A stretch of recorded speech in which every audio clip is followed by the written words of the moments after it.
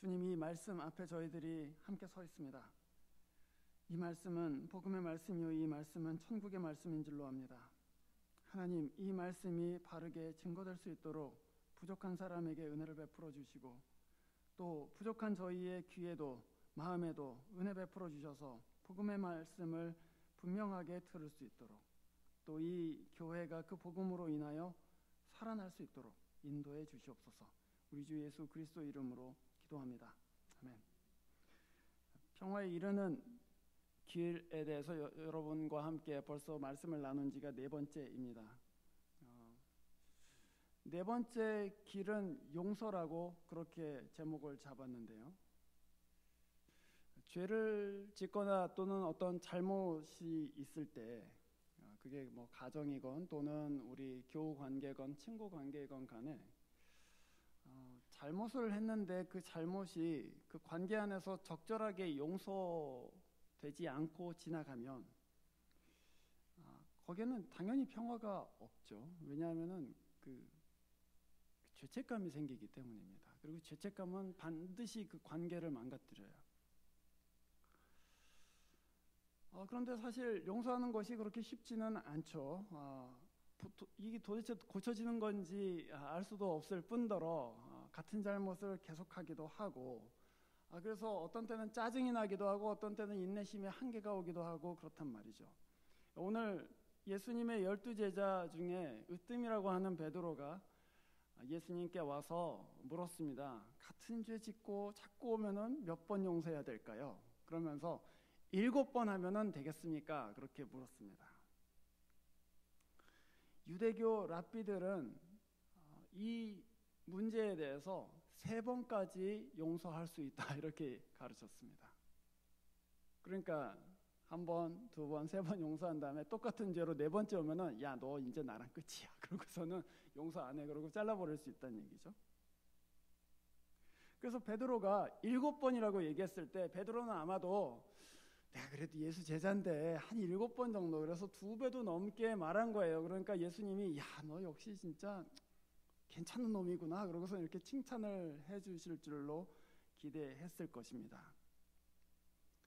그런데 주님께서는 그 말에 야, 7번이 아니고 70번씩 7번이라도 해야 된다 이렇게 대답하시면서 비유를 하나 들어주셨습니다. 이 비유는 너무 유명한 비유이기 때문에 우리가 잘 알고 있는 비유지요. 여기서 비유에서 나오는 한 달란트, 이 달란트라는 단위가 나오는데 이 달란트는 한 사람의 20년 연봉에 해당하는 금액입니다. 그러니까 이 사람이 대학 졸업하고 아주 그냥 좀 그냥 기초적인 그런 월급을 받는다고 한번 생각해 보세요. 한 5만 불 받는다고 생각해 보십시다. 연봉을 한 5만 불 받는다고 하면 1달란트는 1밀리언이 되는 것이죠. 1밀리언 달러가 되는 것입니다. 그런데 몇 달란트를 빚졌다고 했죠? 한 달란트가 아니고 1만 달란트를 빚졌다고 했으니까 그것은 환산하면은 1빌리언 달러가 됩니다. 여러분, 빌리언이라고 하니까 감이 잘 안 오시죠, 그렇죠? 저도 안 와요. 도대체 빌리언을 갖고 뭘 할 수 있을지도 잘 감이 안 잡히고 빌리언이 도대체 얼마나 무거운 금액인지도 잘 모르겠어요. 그런데 또 하나의 그 단위가 나옵니다. 데나리온이라는 단위가 나오는데 한 데나리온은 한 사람의 하루 품삯입니다. 그러니까 여기서 100데나리온 빚진 자가 나오는데 그것은 약 3개월치 임금이라고 할 수 있습니다. 그러면 아까 계산한 대로 한번 계산을 해보면 15,000불 정도의 금액이 됩니다.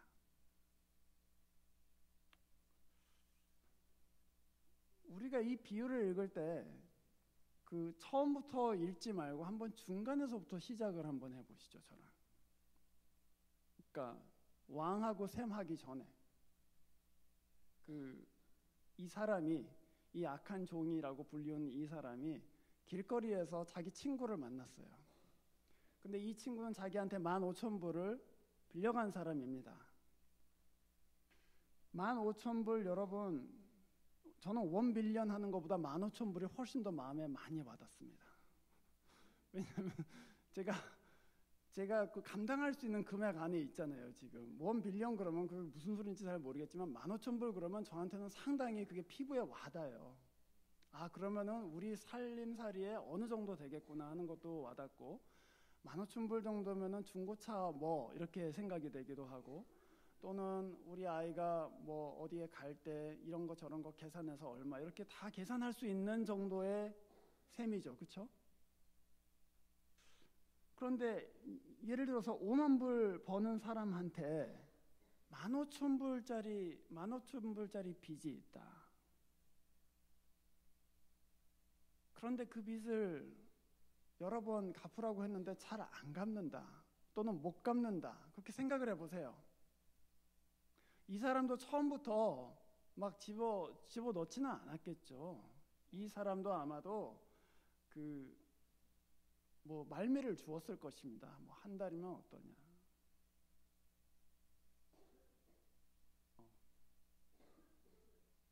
혹시 뭐 물이라도 있으면은 네.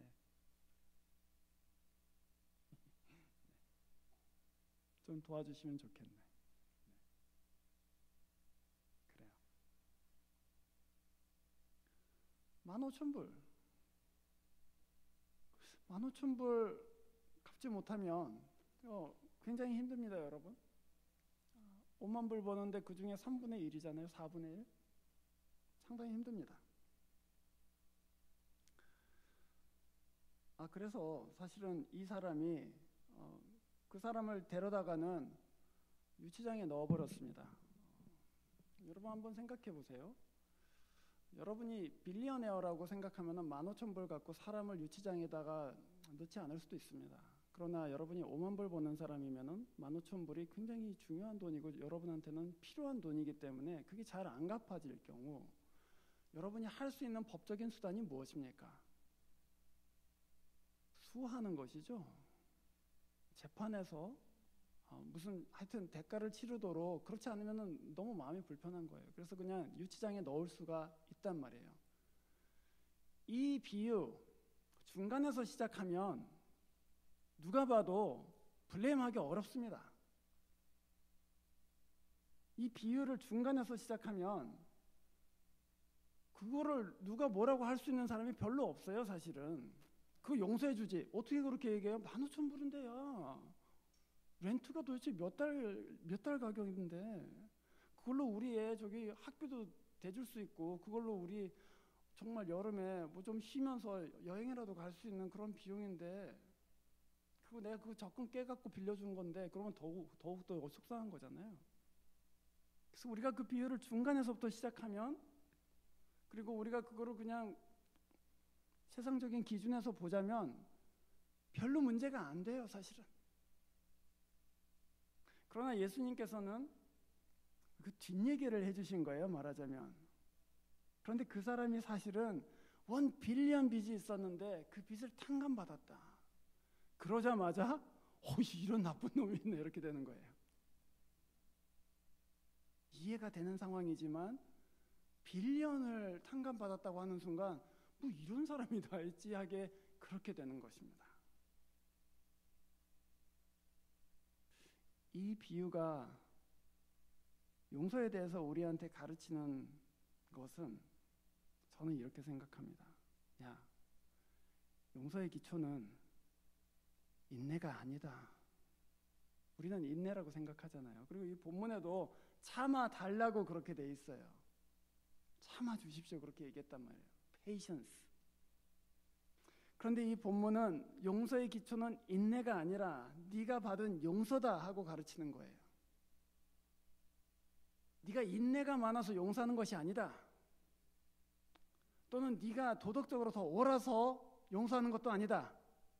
채권자하고 채무자 사이에서는 흔히 용서해 주는 사람이 좀 더 유리한 위치에 있지 않습니까? 마찬가지로 도덕적인 문제에 있어서도 용서하는 사람이 용서를 받는 사람보다는 도덕적으로 우위에 있을 경우가 많잖아요. 그런데 예수님께서는 지금 용서라는 것은 네가 참을성이 많아서 하는 것도 아니고 네가 혹은 도덕적으로 더 정당하기 때문에 줄 수 있는 것도 아니다. 사실 용서는 네가 하게 되는 그 용서는 네가 용서를 받았기 때문에 하는 것이다. 그렇게 가르치시는 것입니다. 사실 인내의 기초에서 용서를 하고자 하면 언젠가는 그 인내는 바닥납니다. 그렇죠? 부부싸움 해보셔서 다 아시죠? 참고 또 참지? 그러다가 언제 팍 터지잖아요. 왜 그렇습니까? 인내의 한계가 왔기 때문입니다. 난 더 이상은 못 참겠다. 그게 이 세상이 용서하는 방식이에요. 내가 인내가 있기 때문에 용서해 주는 것이죠. 그러나 주님께서는 오늘 이 비유를 말씀하시면서 우리한테 하나의 단서를 달아놓으셨습니다. 23절을 보시면은 그러므로 하늘나라는 마치 자기 종과 샘을 가리려고 하는 어떤 왕과 같다. 용서에 대해서 물었는데 예수님께서는 하나님의 나라에서는 그렇게 대답하셨습니다. 말하자면 이 비유는 그냥 일반적인 이 세상에서의 윤리를 가르치는 것이 아니고 너희가 만약에 하나님의 백성이라면 그리고 너희가 하나님을 주인으로 섬기고 있고 하나님의 나라 시민으로 지금 살고 있다면 용서란 이런 것이다 하고 저희들한테 가르쳐 주시는 것이죠. 이 세상에서는 용서하지 않아도 아무런 문제가 되지 않을 것이 하나님 나라의 시민한테는 문제가 될 수 있다는 얘기입니다. 왜냐하면 너희가 이미 하나님께 엄청나게 용서를 받았기 때문이다. 그 얘기예요.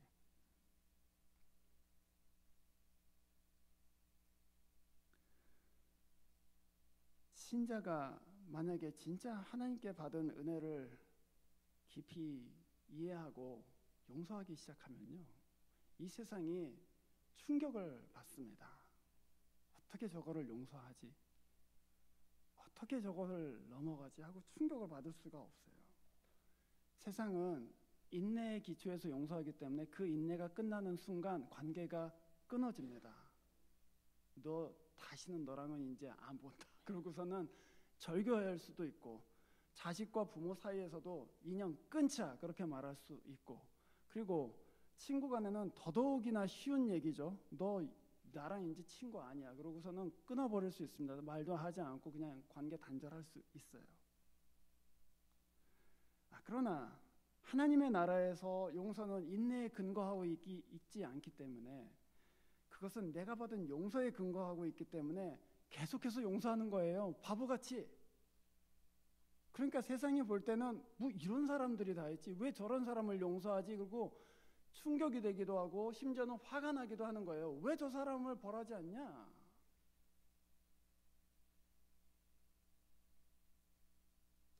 신자의 삶은 하나님께서 내게 행하신 일을 생각하지 않고서는 방향도 알 수 없고 목적도 알 수 없게 됩니다.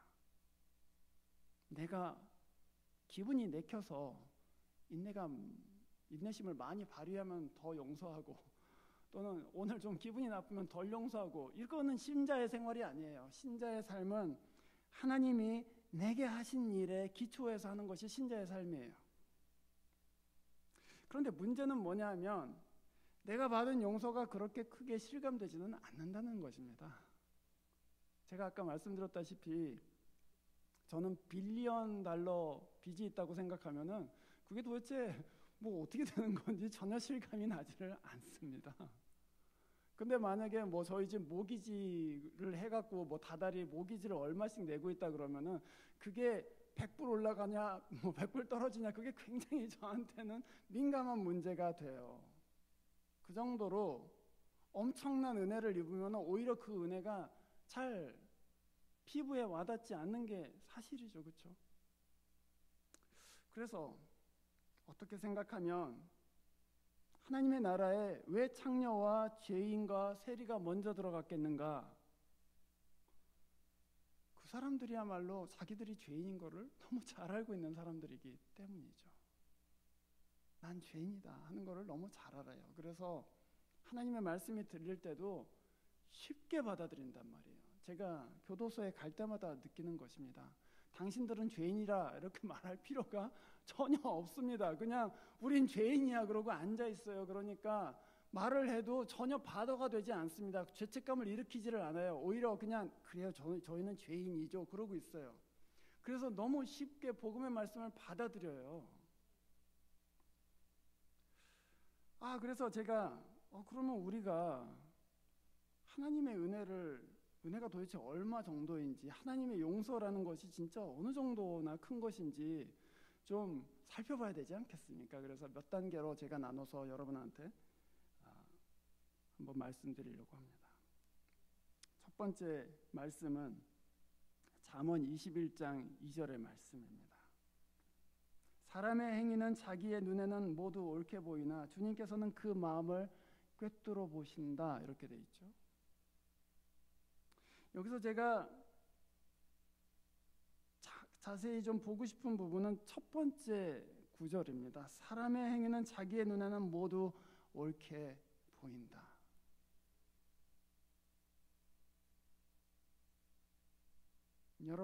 여러분이 어떤 죄를 지었을 때 여러분은 분명히 어떤 익스큐즈들을 다 갖고 계실 거예요.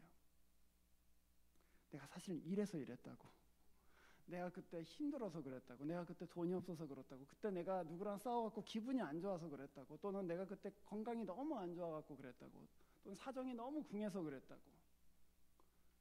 그렇게 여러분 셀프 익스큐즈가 있어요. 그러면은 그 익스큐즈를 생각하고 자기 자신을 보면은 그게 그렇게 큰 일 같이 보이지 않습니다. 그런데 그게 남의 일이 되면은 굉장히 화가 나는 일들도 많이 있죠. 자기는 거짓말을 쉽게 하면서도 이게 사정이 그렇게 됐으니까 거짓말했다라고 스스로 이거를 죄처럼 안 느끼지만, 다른 사람이 자기한테 거짓말할 때는 불같이 화를 내는 거예요. 그게 뭡니까? 사람의 행위는 자기의 눈에는 다 옳게 보인다, 그 말씀이에요. 여러분, 우리가 하나님의 은혜 깨닫기 전까지 자기가 자기 자신을 죄인이라고 생각하는 사람은 거의 없습니다. 그런데 하반절에서는 뭐라고 했냐면 주님께서는 마음을 꿰뚫어 보신다, 그렇게 얘기했어요. 그 말은 무슨 말이냐면 하나님이 사람의 동기와 의도까지도 꿰뚫어 보시고, 그것이 어떤 행위로 실현되지 않았을지라도 그 마음에 있는 것까지도 하나님께서는 감찰하고 계신다, 그런 말씀이죠. 예를 들어서 구약성경에 보면은 십계명에 살인하지 말지니라 이렇게 되어 있습니다. 여러분 혹시 살인해 보신 적 있으십니까? 성종아, 살인해 본 적이 있니? 뭐 우리 교인들끼리니까 솔직하게. 아니죠, 솔직하게. 저랑 뭐 제가 아무 데서도 얘기 안 할게요. 솔직하게. 우리 눈 감고 한번 손 들어 볼까요? 여기 살인한 분 안 계시죠, 그렇죠? 그러나 여러분, 주님께서는 너희 말로도 누군가를 죽을 만큼 괴롭게 할 수 있다, 그렇게 가르치셨습니다. 그러면서 두 번째 구절을 보시면은 자기 형제나 자매에게 얼간이라고 말하는 사람은 누구나 공의회에 불려갈 것이요, 또한 바보라고 말하는 사람은 지옥불에 던져질 것이다. 여기 바보라는 말은 너무 약합니다, 사실. 아마도 이 말의 보다 정확한 번역은 이 머저리 같은 새끼야, 이 정도 되지 않을까 싶어요. 그냥 바보 이러면 너무 귀엽잖아요. 그런데 그런 말이 아니고 이런 머저리 같은 새끼, 그 말은 어떤 사람의 마음에 들어가면 그 마음을 완전히 무너뜨릴 수 있는 말이에요. 특히 아버지가 아들한테 한다거나, 선생님이 학생한테 한다거나, 또는 아주 친한 친구 사이에 그렇게 얘기할 경우에 심각하게 그 사람의 내면을 무너뜨릴 수 있는 말입니다. 살인하는 거나 마찬가지예요. 죽고 싶게 만드는 거잖아요. 난 머저리 같으니까 죽어야 되겠다. 화를 내는 사람도 있지만 죽어야 되겠다고 생각하는 사람도 있습니다. 또는 그 다음 구절에 보시면 그러나 나는 너희에게 말한다. 여자를 보고 음욕을 품는 사람은 이미 그 마음으로 여자를 범한 것과 같다. 이 말씀에 넘어지지 않을 형제가 얼마나 있을지 저는 잘 모르겠어요. 우리 사실 마음속으로 짓는 죄들 엄청나게 많습니다. 음욕뿐만이 아니고 누구한테 부당한 일을 당했을 경우에 여러분 마음속으로 액션 무비를 돌리시죠? 안 돌리세요? 그 AK 소총 같은 거 이렇게 들고 막 어떻게 해버릴 거야 뭐 그런 막 생각이 들고 뒤에 가서 뭘로 이렇게 때릴까 뭐 그런 생각도 하시고 또는 심지어는 자식들한테까지 저것들 그냥 어떻게 할까 뭐 그런 상상들을 악한 상상들을 한단 말이에요. 그런데 주님께서는 그 마음의 생각도 심판할 것이다 그렇게 말씀하셨어요. 그 다음 구절은 훨씬 더 심각합니다. 하나님이 정말 죄를 미워하시기 때문에 실현된 죄뿐만이 아니고 마음속에 있는 죄까지도 굉장히 무겁게 심판하신다는 말씀이죠. 그래서 내 오른손이 너로 하여금 죄를 짓게 하거든 찍어서 내어버려라. 신체의 한 부분을 잃는 것이 온몸이 지옥에 던져지는 것보다 낫다 이렇게 말씀하셨고 눈이 만약에 죄를 범하게 하거든 눈을 파내버려라 그렇게 말씀하셨습니다. 물론 이 말을 문자적으로 하면은 큰일 나겠죠. 그러나 이 말을 그렇다고 해서 비유라고 또는 오럴다운해서 뭐 그렇다는 얘기지 하고 지나갈 수도 없는 말씀입니다. 하나님의 말씀이기 때문에 그래요. 만약에 우리가 이 말씀대로 우리 마음의 죄와 우리 실현된 죄들을 다 생각하고 진짜 잘라낸다고 한번 생각을 해보세요. 내 손이 누군가를 부당하게 때렸다. 그러니까 이 죄를 지었으니까 이 손을 자르자. 또 왼손 하나 남았는데 이 손도 어디 가서 도박하고 그런 손이다. 그래서 이 손도 자르자. 그리고 내 발이 자꾸 나를 이상한 곳으로 이끄니까 내 발도 자르고 내 눈은 이상한 걸 보고 싶어 하니까 눈도 파내고 그리고 더 나아가서는 내 머리가 자꾸 악한 생각을 하네? 그러면 어떻게 할까요? 머리도 잘라내야 되겠죠? 그러면 여러분 이 세상에 멀쩡한 사람이 누가 있겠습니까? 제가 여러분을 너무 디프레스 시키는 것 같은데 만약에 진짜 하나님께서 그렇게 이건 만약이 아닙니다. 사실은 하나님이 진짜 죄에 대해서 이렇게 우리를 처벌하시기 시작하시면 심판하시기 시작하시면 아무도 남아있을 사람이 없죠. 그런데 참 이상하게도 내가 내 오른손으로 누군가를 때리기도 하고 돈을 훔치기도 하고 악한 짓을 했는데 하나님은 이 손을 자르시는 대신에 그리스도의 손에다가 못을 박으셨습니다. 내 발이 나를 악한 곳으로 인도하고 술집으로 인도하기도 하고 창녀촌으로 인도하기도 하고 또는 살인하고자 하는 길 위에 서 있게 하기도 하는데 하나님은 내 발을 자르시는 대신에 그리스도의 발에다가 못을 박으셨습니다. 내 머리는 온갖 악한 생각을 하고 있어요. 음탕한 생각도 하고 폭력적인 생각도 하고 또 아주 나쁜 생각도 합니다. 그런데 하나님께서는 내 머리를 처벌하시는 대신에 그리스도의 머리에 가시관을 꽂으셨습니다. 그것 때문에 살아있는 것이죠. 그것 때문에 손을 쓸 수 있는 것이고 그것 때문에 아직까지도 우리가 연약하고 부족한데도 불구하고 다리를 쓸 수 있는 것이고 머리를 쓸 수 있는 것이고 눈을 쓸 수 있는 것입니다. 하나님이 우리를 그리스도께 모든 우리가 져야 될 죄를 쏟아 부으시고 우리는 대신에 너는 자유다 하고 풀어주신 거예요. 주님께서는 그 십자가 위에서 그 온갖 곤욕을 다 겪으시면서도 그 죄인들을 용서해 주셨습니다. 하나님, 이 사람들을 용서해 주십시오. 그러면서 뭔 일을 하는지 모르고 하는 것입니다. 그렇게 얘기했어요. 그게 우리가 받은 용서입니다. 여러분의 손으로 하고 있는 일들, 여러분의 머리로 하고 있는 공부들, 여러분의 발로 하고 있는 직장의 일들, 그거 하나님의 용서가 없었으면 절대 할 수 없는 일들입니다. 그리스도께서 그거 죄의 짐을 다 지셨기 때문에 여러분 할 수 있는 것들입니다. 그런 용서를 받았다면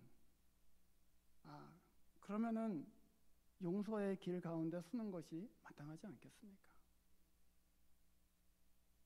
그래서 여러분이 어떤 사람을 용서하고자 할 때 아까 말씀드린 대로 여러분의 인내심에 호소하지 마시고, 그거 얼마 가지 않잖아요.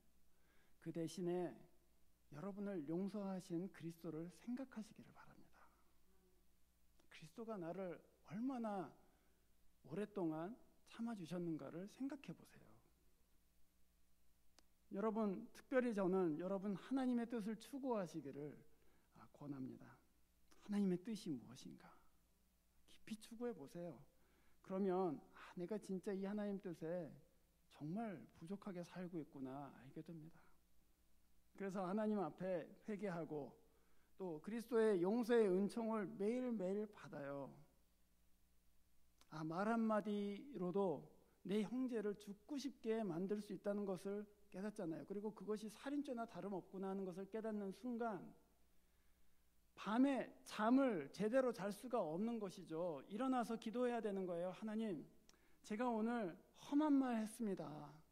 상처되지 않도록 하나님께서 감싸주시고 제 죄도 용서해 주십시오. 그러고서 그 다음날 어떻게 합니까? 가서 미안하다. 그거는 진짜 하서는 안 될 말인데 내가 그 뱉은 거 정말 미안하다 하고 용서를 구하는 거예요. 그러면 그 사람 죽을 만치 괴로웠던 마음도 다시 살아날 수가 있는 것이죠. 용서를 구하기 때문에.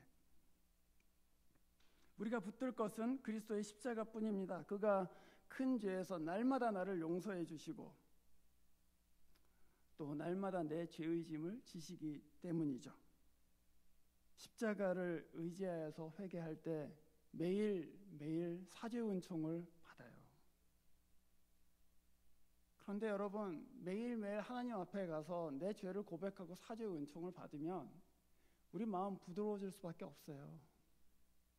내가 잘했다, 내가 의롭다는 마음 생기지 않습니다. 진짜 이렇게 부족한데 하나님께서 매일같이 나를 참아주시는구나. 그러면 그 마음이 여러분 안에 들어오면 그때는 참는 것이 아니고 그때는 용서하는 거예요. 내가 용서받았다고. 그러니까 당신도 용서하겠다고. 두 번째로 여러분 이 본문에 보시면은 1만 달란트 빚진 종이 가서 왕에게 참아 주십시오 그렇게 인내를 구하지 않습니까? 26절의 말씀이죠. 무릎을 꿇고 참아 주십시오. Have patience with me 그렇게 얘기했단 말이에요. 그런데 27절에 보면 그 주인이 그 종에게 준 것은 인내가 아니었습니다. 그 주인은 그 종을 불쌍히 여겨주었습니다. 여러분, 인내는 우리가 인내를 사용할 때는 우리가 당한 일들, 또 죄의 결과들, 또 어떤 나쁘게 된 일들을 생각할 때는 인내로 참는 거예요. 하지만 우리 안에 긍휼이 들어오면 그것들을 보는 것이 아니고 그 사람을 보는 거예요. 그 죄 지어놓고 힘들게 살고 있구나. 그 모습이 눈에 들어오기 시작해요. 그 곤경 가운데 있는 것이 눈에 들어오기 시작한다고요. 내가 해를 당했는데도 불구하고 그 사람이 측은하게 여겨진단 말이에요. 내가 받은 상처를 생각하면 인내해야 되는 것이지만 그 사람이 처한 곤경을 생각하면 긍휼이 내 마음 가운데 생긴다는 것이죠.